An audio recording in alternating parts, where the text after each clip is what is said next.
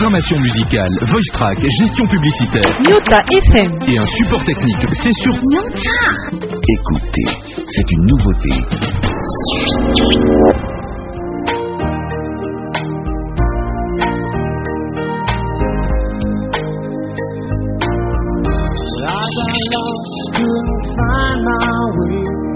I guess there's nothing more to say.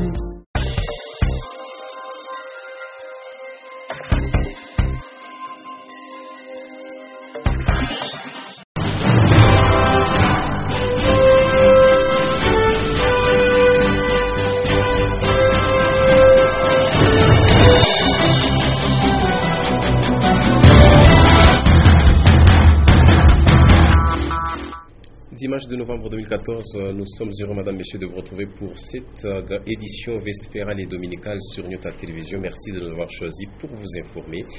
Et voici tout de suite les grands titres à la ligne de l'actualité, le sport. Le derby louchois a eu lieu cet après-midi au stade Frédéric Ibassa Maliba. Lupopo et Mazembe se sont séparés sur la note d'un but partout. Dès l'ouverture de cette édition journal, vous suivrez les temps forts de ce classico louchois. Et puis les compatriotes refoulés de Brazzaville logés dans l'enceinte du centre de promotion sociale de la commune Kamalondo, pointés du doigt dans les cas de tracasserie dans cette partie de la commune de Lubumbashi. Interrogés, les accusés justifient leurs actes par le fait que les autorités locales ne les prennent pas en charge. Vous les entendrez au cours de cette édition du journal. Une fois de plus, bonsoir. On commence donc par le sport. Les deux géants du football katangais se sont séparés donc sur la note d'un but partout. Ça s'est joué pour le compte de la 5e journée de la Ligue nationale de football. Et il faut souligner que c'est le football club Saint-Éloi-le-Popo qui a ouvert la marque à la 48e minute par Afizi, avant de se faire rattraper à la 84e. Daniel Adjé sur corner, un coup de tête. Égalisation au coup de sifflet final, un but partout. Les temps forts de cette rencontre avec Constant Guelorme. Le rapport de force a été égal entre le football club Saint-Éloi-le-Popo et le tout-puissant Mazembe Anglebert dans ces chocs de la 5e journée de la 20e Ligue nationale de football. Un but partout, les deux réalisations du match vont arriver en seconde mi-temps. Sinon, la première partie ne nous a étalé que des éclairs avec deux joueurs futurs buteurs. Afizi à la 10e minute, la réponse 2 minutes plus tard de Daniel Adjé. Dans la foulée, les Corbeaux perdent leur avant-centre, Pangui sur blessure, mais les tentatives vont continuer sur l'heure des jeux. Lianga à la 26e minute, Assanté une minute plus tard, et ce jeu de ping-pong va continuer jusqu'à la pause. 0 but partout.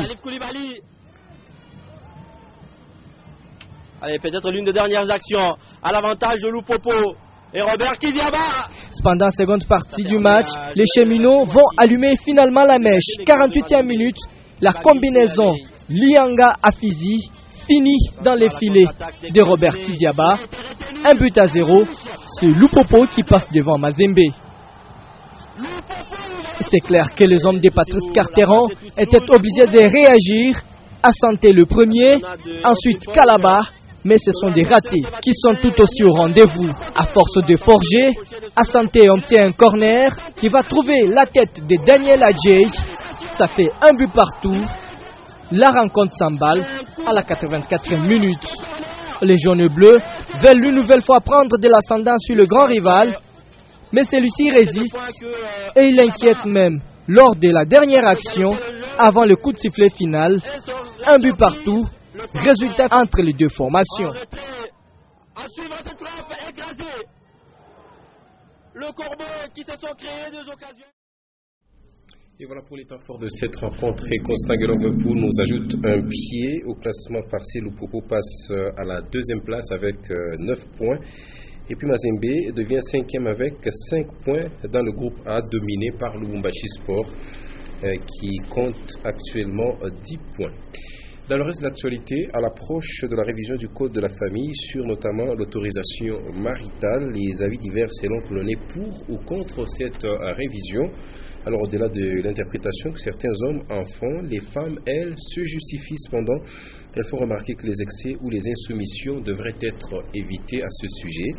Voilà pourquoi il importe de comprendre le sens réel de l'autorisation maritale et l'évolution qu'elle a subie au fil des temps. D'autres explications dans ce reportage signé Ejetiala. L'expression autorisation maritale fait couler encre et salive depuis les propositions de la loi sur sa suppression à l'Assemblée nationale. Il faudrait par cette autorisation entendre le fait qu'une femme était obligée d'avoir la permission de son époux avant de poser les actes juridiques.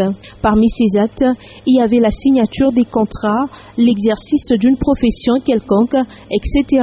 En 2002, déjà une loi a été prise pour diminuer l'impact des cette autorisation. La femme pouvait se passer de cette autorisation avant de travailler. Ce n'était plus une condition obligatoire. Un peu comme la dispense de cette autorisation pour rester en justice.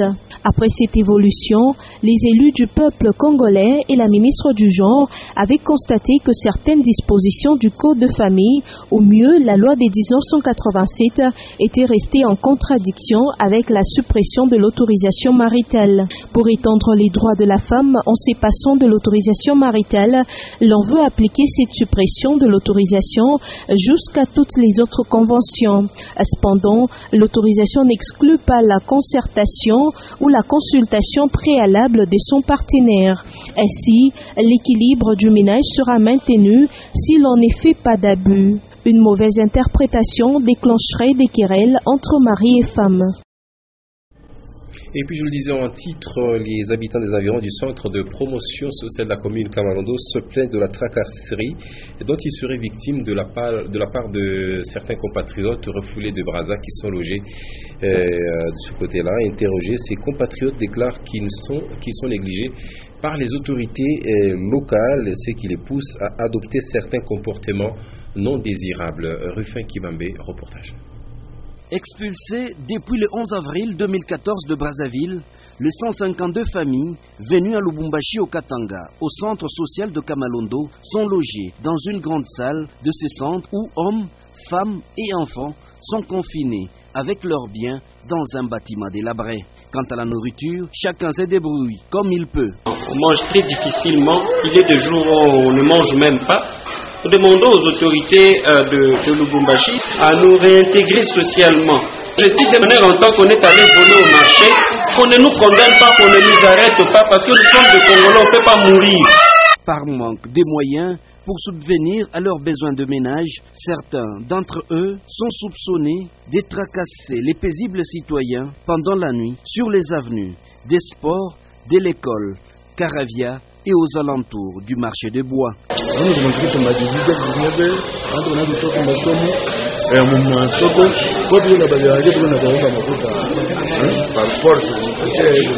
En son temps, la mairie de Lubumbashi avait supervisé leur retour jusque dans les contrées de leur choix. Malheureusement, beaucoup ont préféré rester à Lubumbashi où il n'y a jamais existé un centre d'accueil réservé pour ces genres de cas. La population de la commune Kamalondo se sent en insécurité par la présence des expulsés de Brazzaville. On va à présent parler environnement de nos jours. Plusieurs compatriotes procèdent à la coupe abusive et frauduleuse du bois, surtout dans le Haut-Katanga. Alors ceci n'est pas sans conséquence sur notre environnement. Le ministre provincial de l'environnement, Dax Sompouy, tape du poing sur la table et promet des sanctions sévères à tous les récalcitrants. Et il faut dire qu'au ministère de tutelle, il y a des procédures à prendre pour procéder donc à la coupe du bois, et c'est notamment un document qui doit être délivré. Célestin Muganza pour les détails. Pour mettre fin au désordre constaté dans la gestion des forêts en province, le gouvernement provincial du Katanga a depuis 2009 délimité la période de campagne de coupe de bois pendant 3 mois, soit du 1er août au 1er novembre de chaque année. Il est autorisé l'exploitation de bois à chauffage ainsi que l'exploitation du bois d'œuvre. Que ce soit le bois d'œuvre ou encore à chauffage, cela doit se faire selon les normes fixées par le gouvernement provincial du Katanga. L'exploitant devra d'abord se munir d'un agrément et d'un permis de coupe artisanale de bois. Ces 2 documents sont signés par le gouverneur de province. Du nombre de l'agrément sur l'exploitation et le permis de coupe de bois s'ajoute aussi la copie du contrat conclu entre l'exploitant de bois avec la communauté locale. Cette dernière disposition vise à faire profiter aux communautés rurales des retombées positives de la coupe du bois dans leur milieu. Tous ces documents sont analysés par la coordination provinciale de l'environnement qui, à son tour, détermine l'espèce des arbres à abattre. À retenir aussi que l'exploitation artisanale du bois est réservée selon le code forestier congolais aux seuils nationaux de la République démocratique du Congo. Et puis l'avenue centrale reliant les communes Katuba et Kenya connaît à présent d'intenses travaux de réhabilitation, d'intenses travaux d'assainissement. Les accotements qui permettent une bonne conduite des eaux sont également en cours de construction et le lit du canal Katuba subit aussi un curage total, un constat qui nous est fait ici une fois de plus par Rufin Kiba. Les travaux d'assainissement qui se font le long de l'avenue centrale, non loin de la rivière Lubumbashi, permettront sans doute aux habitants de cette contrée de vivre normalement pendant cette saison de pluie. Pour permettre un bon écoulement des eaux, les travaux de curage devront se poursuivre tout au long de cette avenue et dans le canal Katuba, dont la hauteur est réduite à cause des immondices que les habitants de ce coin y jettent, d'où l'appel du chef de quartier. Ce drag va arriver jusqu'au niveau du pont et quand il arrivera à ce niveau, il n'y aura plus des inondations. Nous sommes libérés des inondations dans nos maisons. Il reste seulement que nous puissions nous prendre en charge là où le drag ne peut pas arriver. Il s'est de souligner que les travaux de construction de 2 ponts sur la rivière Lubumbashi évoluent normalement. L'heure est présentement à la construction des accotements et canaux qui permettront un bon écoulement des eaux. Le dragueur travaille bien, mais nous avons un problème en amont. Il faut qu'on arrange les tranchées en les construisant parce que les immondices viennent d'en haut. Le trafic sur l'avenue centrale pourrait reprendre de nouveau d'ici le 6 novembre 2014. Et nous allons à présent faire un zoom sur la route qui mène vers la prison centrale de la Kasapa. Alors cette route est émaillée de nids de poules à l'approche de la saison des pluies ici à Lubumbashi. Les usagers de ce tronçon craignent de s'embourber et se plaignent au micro de Janine Mbouchou dans cet élément de reportage. Même en pleine saison sèche, certains véhicules tels que les camions et les poids lourds ont du mal à rouler sur la route qui mène au centre pénitentiaire de la Kasapa.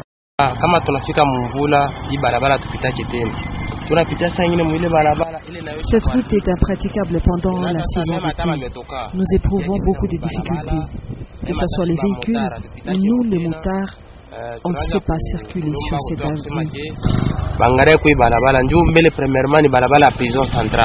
Selon les usagers de cette route de la commune annexe, les véhicules ne roulent presque pas ici pendant la saison des pluies. Plusieurs voitures s'embourbent. Là, on amène les prisonniers souvent de l'autre côté. Mais il y a une fois où j'étais de l'autre côté, nous empruntons l'autre route, mais elle aussi est détériorée. Ça ne va pas. Une fois qu'il y a la pluie, en tout cas, il n'y a pas même de passage, il n'y a pas moyen.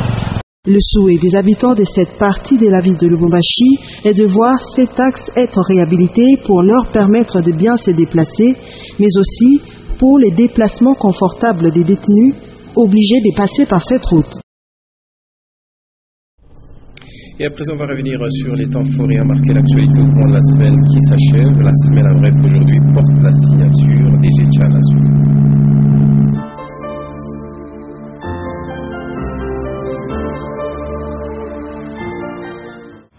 Madame, Monsieur, bienvenue à cette semaine en bref sur Nyota Télévision. Les résumés de l'actualité ont marqué la semaine allant du lundi 27 octobre au samedi 1er novembre 2014.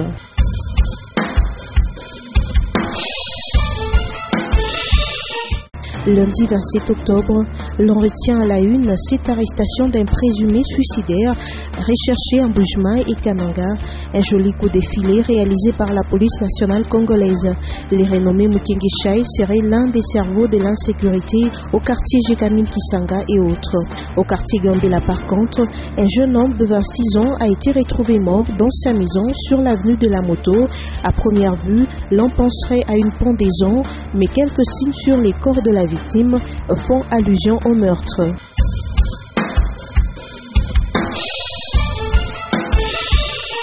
Le mardi 28 octobre, le commissaire des districts assistant au duo Katanga, Hubert Kamouchapé, a été conduit à sa dernière demeure au cimetière de Sapin 2. C'était en présence du premier vice-président de l'Assemblée nationale, les vice-gouverneurs du Katanga et plusieurs notabilités de la province.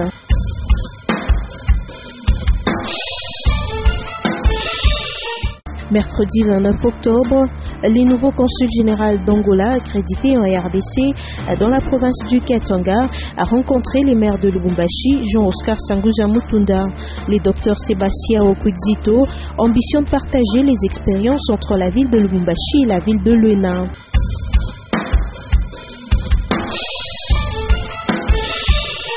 Jeudi 30 octobre, la commission en charge d'identification de malades mentaux a visité deux salles du département neuropsychiatrique de l'hôpital Jason Tiendoué avec à sa tête Clotilde Moutita, l'adjointe au maire. Toujours le même jeudi, les bâtiments Granin a été visité par les vice-gouverneurs du Katanga, Guibert Poliaf Chibal. 7 ministères au total occupent déjà cet hôtel du gouvernement.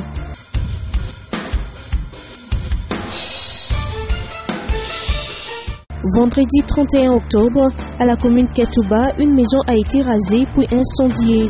Un cas de justice populaire qui fait suite à la mort d'une jeune fille des Bongonga dont les membres des familles sont allés se décharger sur la famille du présumé meurtrier.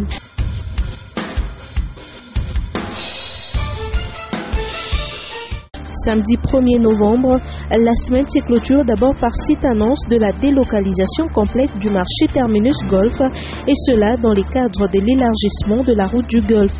Puis au Burkina Faso, c'est la fin de la confusion après que le pays ait connu 2 chefs en 24 heures. Le lieutenant-colonel Isaac Zida a été retenu à l'unanimité pour conduire la période de transition après le départ du président Blaise Compaoré. L'annonce du communiqué signée notamment par les chefs d'état-major des forces armées, Honoré Traoré. Fin de cette semaine en bref sur Nyota FM. Madame, Monsieur, merci à vous de l'avoir suivi. À la prochaine.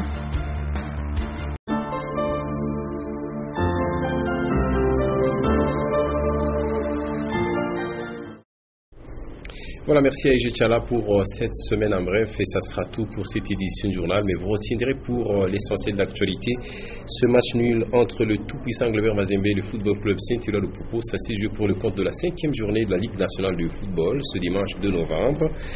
Et c'est le Poupo qui a commencé par ouvrir la marque 48e minute avant l'égalisation qui est intervenue par Daniel Adjé sur corner 84e minute. Le match qui s'est déroulé et sans incident majeur. Et puis, les compatriotes refoulés de Brazzaville, logés dans l'enceinte du centre de promotion sociale de la commune Kamarondo, tracasseraient la population des environs. Interrogés à ce propos, ces compatriotes déclarent être négligés par les autorités locales, ce qui les pousse à adopter certains comportements non désirables. Fin complète cette édition du journal. Madame, Messieurs, c'était pour nous un plaisir de vous faire une semaine pleine. Merci d'avoir été de nôtres. Je vous retrouve demain à 19h pour une autre grande édition. Excellente soirée dominicale. À toutes et à tous, au revoir.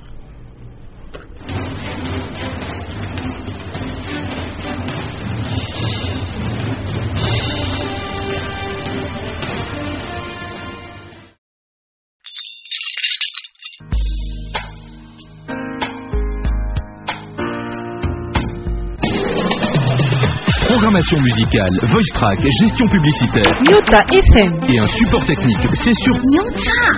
Écoutez, c'est une nouveauté.